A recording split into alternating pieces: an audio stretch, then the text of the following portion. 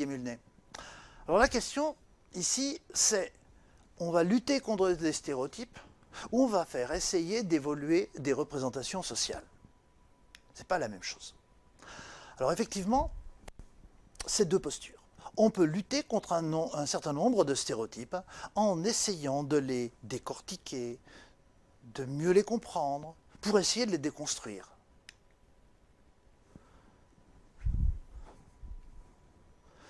On se voit toujours au travers d'un miroir qui déforme toujours la réalité. Mais pour les hommes, ne vous inquiétez pas, j'en ai une pour vous.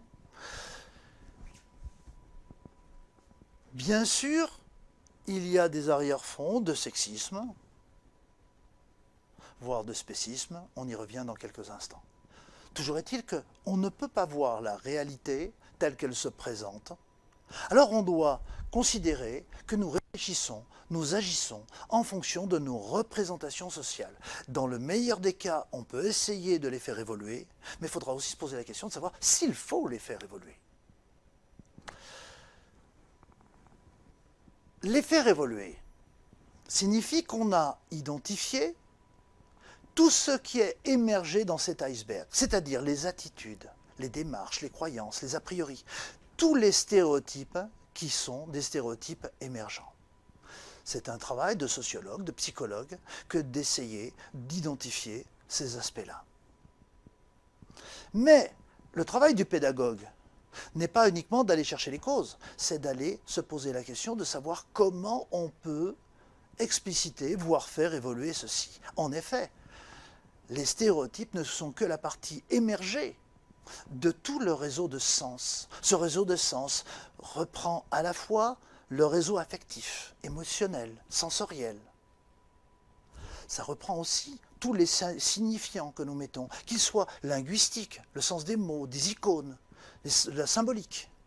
Ça reprend aussi les modes de raisonnement implicites, explicites. Ça reprend aussi toute la question du sens, des valeurs que nous mettons. Et globalement, les stéréotypes ne sont que la partie totalement émergée des représentations sociales. Le pédagogue se doit donc, lui, d'analyser ce qui est la cause véritable de cette émergence. Alors bien sûr, on peut avoir des visions scientistes du monde, où on considère que la science va toujours apporter des solutions aux problèmes qui se posent, même si c'est elle qui les a créés. On peut avoir une vision techniciste. C'est la technique qui va apporter les solutions. Nous avons par ailleurs des visions racistes du monde, où, pour autant qu'on accepte l'idée qu'il puisse exister des races, ce qui est faux sur le plan scientifique, mais est avéré sur le plan sociologique, le racisme, comme tous les ismes, correspond à un stéréotype qui est, lui, puni par la loi. La prédominance d'une race sur une autre race. Le sexisme, c'est la supériorité d'un sexe sur un autre sexe. C'est exactement le même mode de fonctionnement. Le spécisme, lui, c'est la prédominance d'une espèce animale sur les autres espèces, en l'occurrence l'homme. Si deux sont punis par la loi, le spécisme, lui, n'est absolument pas puni par la loi puisqu'il est totalement discuté dans la société civile européenne. On peut avoir des visions utilitaristes. Tel animal est là, je l'utilise, pas de problème. La forêt est belle, je m'en sers, je me sers de l'esthétique de la forêt. C'est de l'utilitarisme. Des visions consuméristes. Dès l'instant où j'ai un fragment de nature, que ce soit du bois, que ce soit des animaux, que ce soit n'importe quoi, je peux le consommer. Si je peux le consommer, j'aurai automatiquement cette vision consumériste. On peut avoir des visions égalitaires, voire égalitaristes, ou non.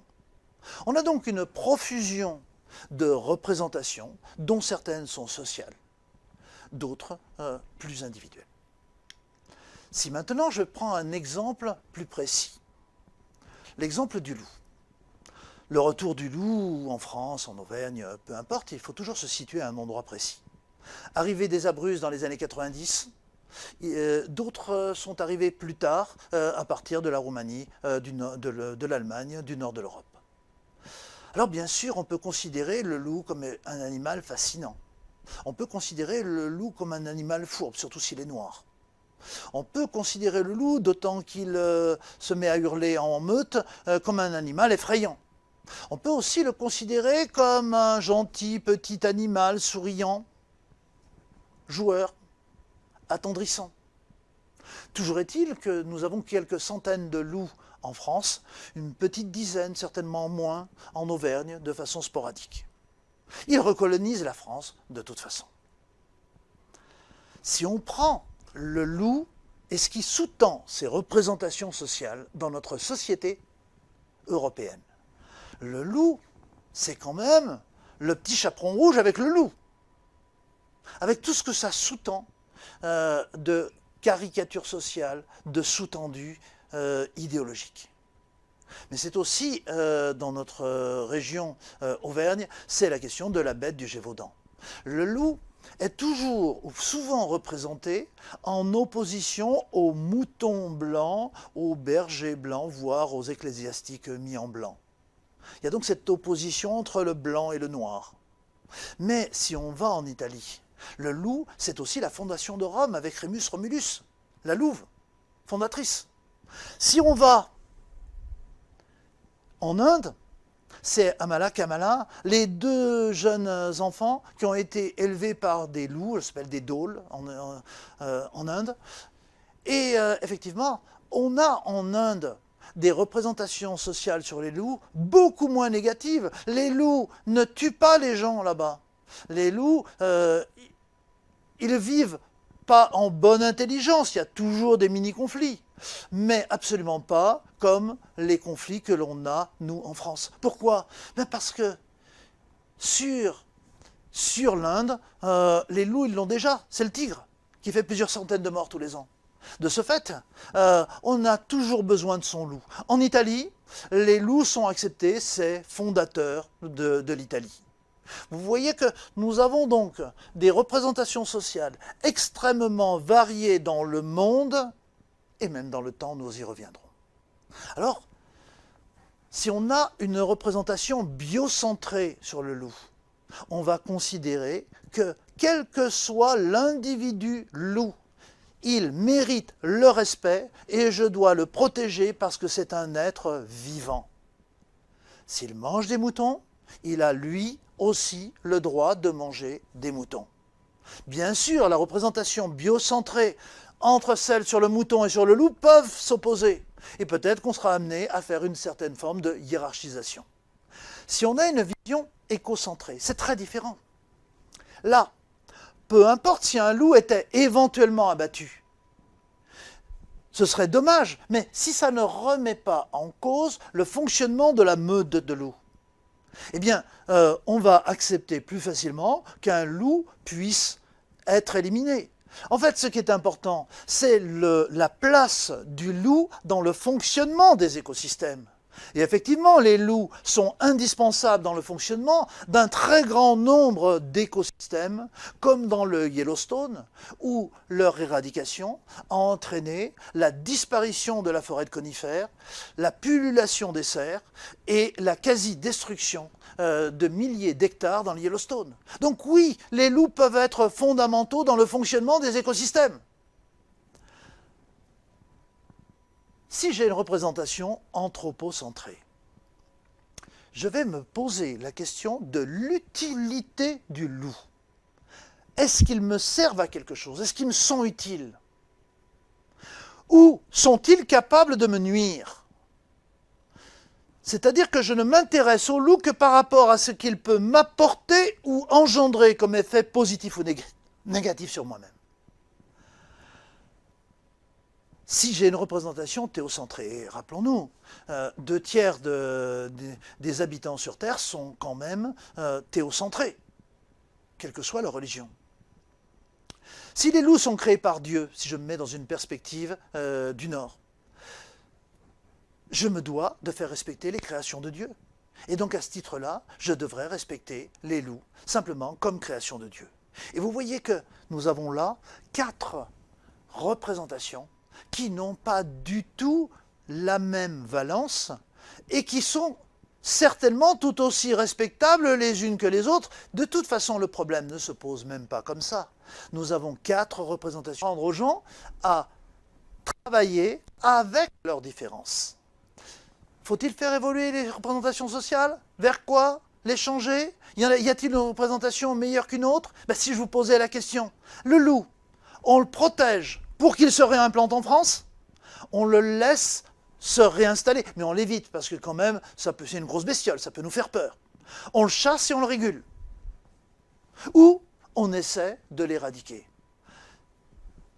Je pourrais vous demander de travailler en groupe, vous vous mettez quelques minutes, en petit groupe de 4 à 6 personnes, vous donnez votre avis et vous rendez votre consensus. Ou pas. Car il est probable que vous n'arriviez pas à trouver un consensus.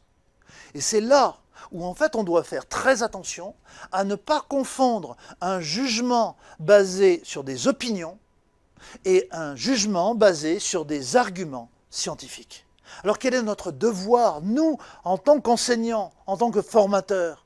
C'est faire en sorte que les représentations sociales, qui sont souvent implicites, nous puissions les décortiquer pour que chacun puisse trouver le sens, les valeurs qui sous-tendent ses avis, ses opinions, de façon à avoir un poids éventuel sur l'évolution.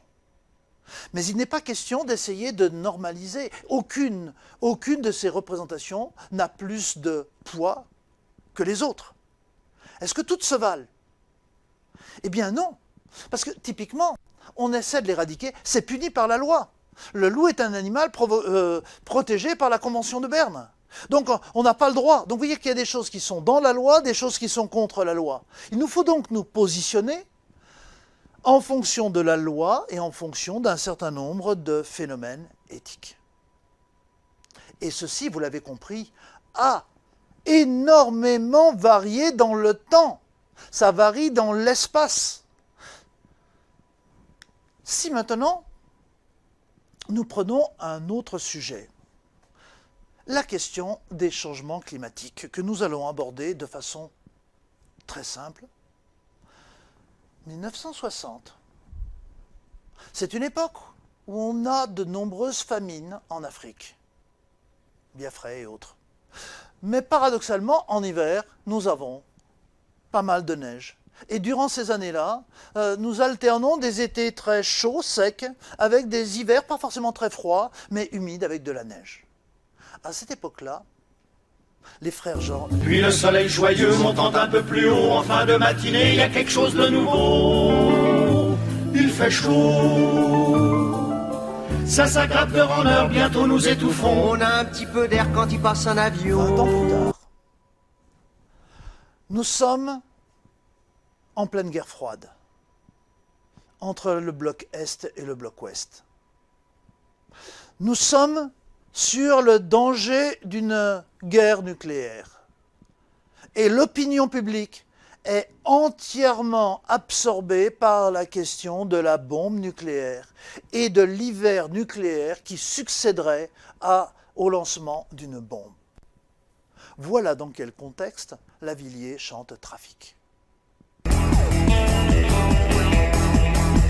Lentement je vois cet univers-là glisser vers le froid, le compte à rebours dans l'air nucléaire.